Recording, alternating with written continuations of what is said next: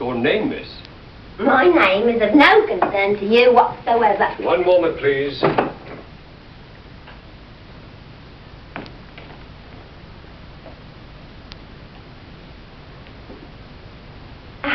London is getting so dirty these days.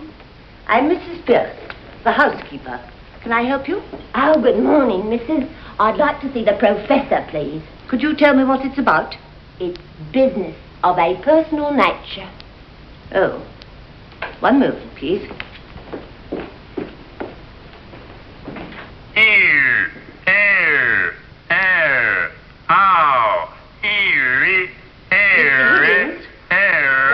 There's a young woman who wants to see you, sir. Young woman? What does she want? Oh, she's quite a common girl, sir. Very common indeed. I should have sent her away, only I thought perhaps you wanted her to talk into your machine. Has she an interesting accent? Simply ghastly, Mr. Higgins. Good. Let's have her in. Show her in, Mrs. Pierce. Very well, sir. It's for you to say. You know, this is rather a bit of luck. I'll show you how I make records. We'll set her talking, and then I'll take her down first in Bell's visible speech, and then in broad Romic, and then we'll get her on the phonograph so that you can turn her on whenever you want with the written transcript before you.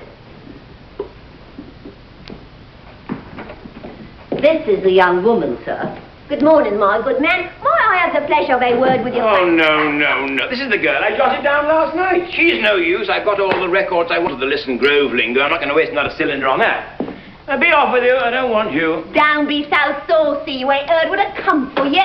Did you tell him I'll come in a taxi? Nonsense, girl. What do you think a gentleman like Mr. Higgins cares what you came in? Oh, we are proud. Well, he ain't above giving lessons, not him. I heard him say so.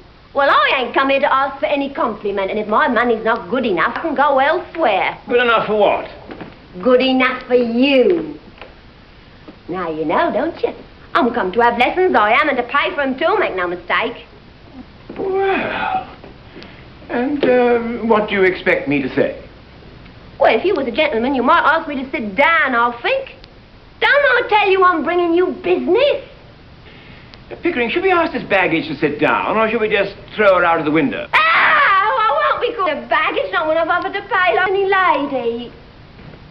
What do you want, my girl? I want to be a lady in a flower shop, instead of sitting at the corner of Tottenham Court Road. But they won't take me unless I can talk more genteel. He said he could teach me. Well, here I am, ready to pay him, not asking any favour, and he treats me as if I was dirt. I know what lessons cost as well as you do, and I'm ready to pay. How much? Now you're talking. I thought you'd come off it when you saw a chance of getting back a bit what you chucked at me last night. You'd had a drop in, hadn't you, eh? Sit down. Ah, well, if you're going to make a compliment of it... Sit down! Sit down, girl. Do as you're told. Oh. What's your name? Eliza Doolittle. Will you sit down, Miss Doolittle? Oh. I don't mind if I do.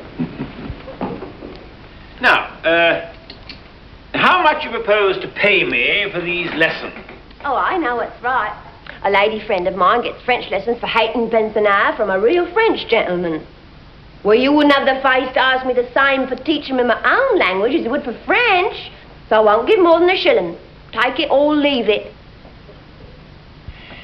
You know, Pickering, if you think of a shilling, not as a simple shilling, but as a percentage of this girl's income, it works out as fully equivalent of 60 or 70 pounds from a millionaire. By George, it's enormous. It's the biggest offer I ever had. 60 pounds? What are you talking about? Where would I get 60 pounds? I never offered you 60 hold pounds. your tongue. But I ain't got 60 pounds. Don't try, you silly girl. Sit down. Nobody's going to touch your money. I'm going to touch you with a broomstick if you don't stop sniveling. Sit down! Oh, anybody would think he was my father.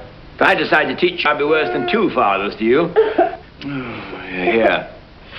What's this for? To wipe your eyes, to wipe any part of your face that feels moist. And remember, that's your handkerchief and that's your sleeve. And don't confuse the one with the other if you want to become a lady in a shop. It's no use to talk to her like that, Mr. Higgins.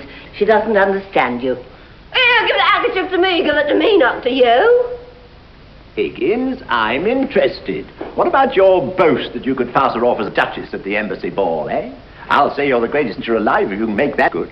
I'll bet you all the expenses of the experiment that you can't do it. I'll even pay for the lessons. Oh, you're real good. Thank you, Captain. You know, it's almost irresistible.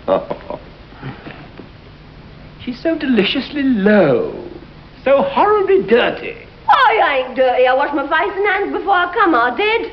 I'll take it. I'll make a duchess of this draggle-tailed gutter snipe. Ow! We'll start today, now, this moment. Take her away, Mrs. Pearson. Clean her. Sandpaper if you won't come any other way. Is there a good fire in the kitchen? Yes, but Take all her clothes off and burn them and ring up and order some new ones.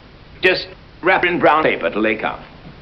You're no gentleman. You're not to talk of such things. I'm a good girl, I am. And I know what the likes of you are, I do. We want none of your slum prudery here, young woman. You've got to learn to behave like a duchess.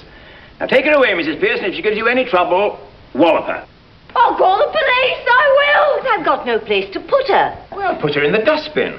Ow! Come, Higgins, be reasonable. You must be reasonable, Mr. Higgins. Really, you must. You can't walk over everybody like this.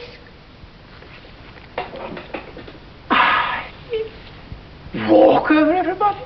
My dear Mrs. Pierce, my dear Pickering, I had no intention of walking over anybody. I merely suggested we should be kind to this poor girl.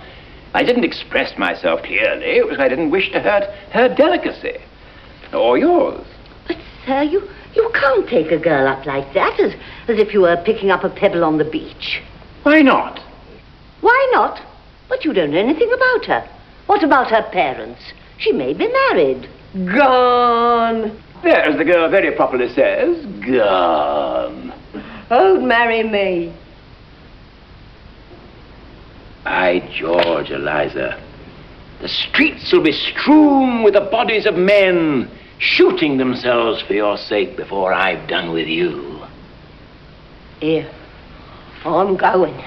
He's off his chump, he is. I don't want no barmies teaching me. Oh, mad, Anna. All right, Mrs. Pierce, don't ring up and order those new clothes. Throw her out. Stop, Mr. Higgins. I won't allow it. Go home to your parents, girl. I ain't got no parents.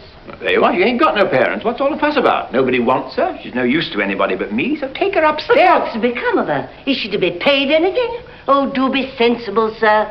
What you do with money? She'll have her food and her clothes. Only drink if you give her money. Oh, you are a brute. It's a lie. Nobody ever saw the sign of liquor on me. I'll say you're a gentleman. Don't let him speak to me like that. Does it occur to you, Higgins, the girl has some feelings? Oh, no, I don't think so. No feelings you need worry about. But have you, Eliza? I've got my feelings same as anyone else. Mr. Higgins, I must know on what terms the girl is to be here. What's to become of her when you've finished your teaching? You must look ahead a little, sir. What's to become of her if we leave her in the gutter? Answer me that, Mrs. Pierce. That's her own business, not yours, Mr. Higgins. Well, when I've done with her, we'll throw her back in the gutter, and then it'll be her own business again. So that'll be all right, won't it? You've no feeling heart in you. You don't care for nothing but yourself. Here, I've had enough of this. I'm going, I am. You ought to be ashamed of yourself, you ought. Have some chocolates, Eliza.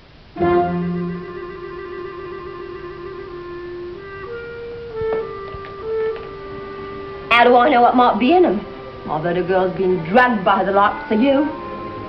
Pledge of good faith. I'll take one half, and you take the other.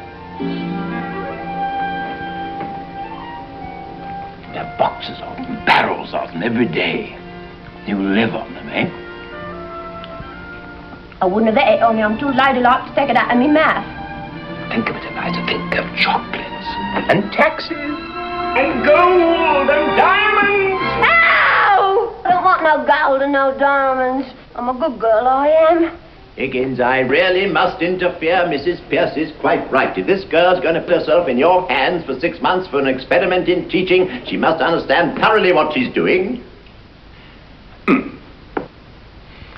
Eliza, you are to stay here for the next 6 months, learn how to speak beautifully, like a lady in a forest shop. If you're good and do whatever you're told, you shall sleep in a proper bedroom, have lots to eat, and money to buy chocolates and take rides in taxis.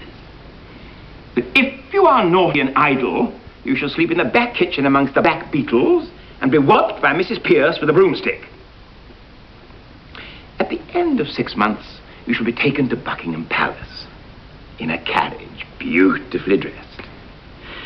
If the king finds out that you're not a lady, the police will take you to the Tower of London where your head will be cut off as a warning to other presumptuous flower girls. But if you are not found out, you shall have a present of 7 and 6 to start life with as a lady in a shop. If you refuse this offer, you will be the most ungrateful, wicked girl, and the angels will weep for you.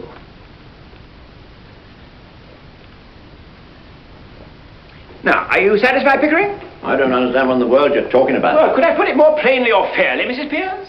Come with me, Eliza. That's right, Mrs. Pierce. Bundle her off to the bathroom. You're a great bully, you are. I won't stay here if I don't like, and I won't let nobody wallop me. Don't answer back, If I girl. know what I was letting myself in for, I wouldn't have come here. I've always been a good girl, I have, and I won't be put upon. In 6 months, in 3, if she has a good ear and a quick tongue, I'll take her anywhere and I'll pass her off as anything. I'll make a queen of that barbarous wretch.